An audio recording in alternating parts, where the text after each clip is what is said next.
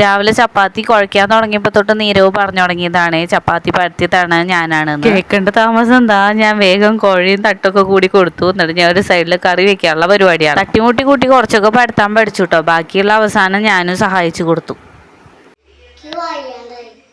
എന്തോ ചെയ്തിട്ട്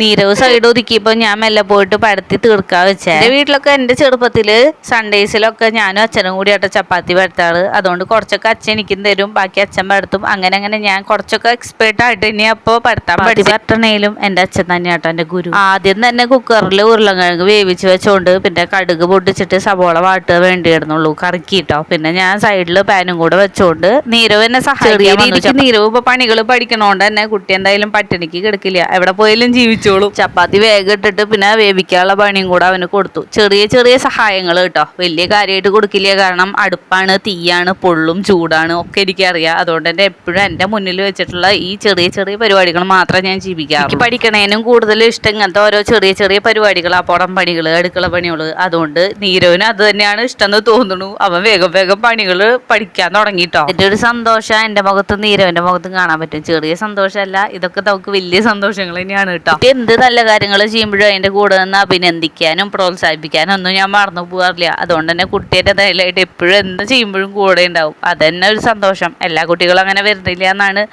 ചിലവരൊക്കെ പറയാറ്. ചപ്പാത്തിയും കറിയായിപ്പോൾ ഞങ്ങൾ മെല്ലെ ഒന്ന് പുറത്തിറങ്ങിയപ്പോഴാണ് പാല് വന്നത്. അപ്പോൾ പാലും കൂടെ കൈയോടെ മേടിച്ചിട്ട് വേഗം ചായ വയ്ക്കാന്ന് ഓർത്തേ. കുറച്ച് ദിവസമായി പാല് മേടിച്ചിട്ട്, അതുകൊണ്ട് എൻ്റെ പാൽ ചേട്ടൻ ചോദിക്കാൻ തുടങ്ങി, എന്താ നിങ്ങൾ ഇവിടുന്ന് നാട് വിട്ട് പോയി ഒന്ന്, കഫക്കെട്ടായിരുന്നു ചേട്ടാ, അതാ പാല് മേടിക്കാത്തേന്ന് പറഞ്ഞിട്ട് വേഗം പാല് മേടിച്ച് കൊടുക്കുക ചെയ്തേ. പാല് തിളക്കിയ സമയം എടുക്കുമല്ലോ. അപ്പോഴേക്കും ഞാൻ സൈഡൊക്കെ ഒന്ന് വൃത്തിയാക്കാൻ വെച്ചിട്ട് ഗോതമ്പ് പൊടിയൊക്കെ ചപ്പാത്തി ഉണ്ടാക്കിയോണ്ട് തന്നെ അവിടെ മൊത്തമായിട്ട് അപ്പം അതൊക്കെ ഒന്ന് തുടച്ചെടുത്തിട്ട് പിന്നെ ഞാൻ ചട്ടിക്ക് മൂടി വെച്ചിട്ടുണ്ടായിരുന്നത് പാനായിരുന്നു കേട്ടോ. അപ്പോൾ പാൻ ചൂടോടെ ഡയറക്റ്റ് ആയിട്ട് വെള്ളത്തിക്ക് വെക്കാൻ പറ്റില്ലല്ലോ എന്ന് ഓർത്ത് കുറച്ച് നേരം ചട്ടിയുടെ മുകളിൽ വെച്ചതാ.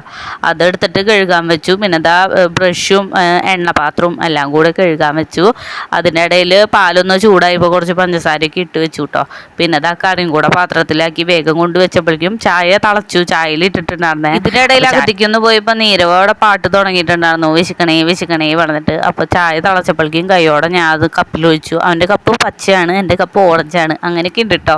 അങ്ങനെ വേഗം കൊണ്ട് വെച്ചപ്പോഴേക്കും നീരവ് ഓടി വന്നു. പ്ലേറ്റൊക്കെ എടുത്ത് അതിലിതാ കറിയൊക്കെ വെച്ച് തുടങ്ങിയിട്ടുണ്ടായിരുന്നു. ഇതൊക്കെ എന്നും കണ്ടാൽ മതിയായിരുന്നൂല്ലേ. പിന്നെ ഞങ്ങൾ വേഗം ഭക്ഷണമൊക്കെ കഴിച്ച് ഇതേ പുറത്തിറങ്ങി നടക്കാനാണ്. അപ്പോൾ ടാറ്റ ബൈ ബൈ, സീ അടുത്ത വീഡിയോയിൽ കാണാം.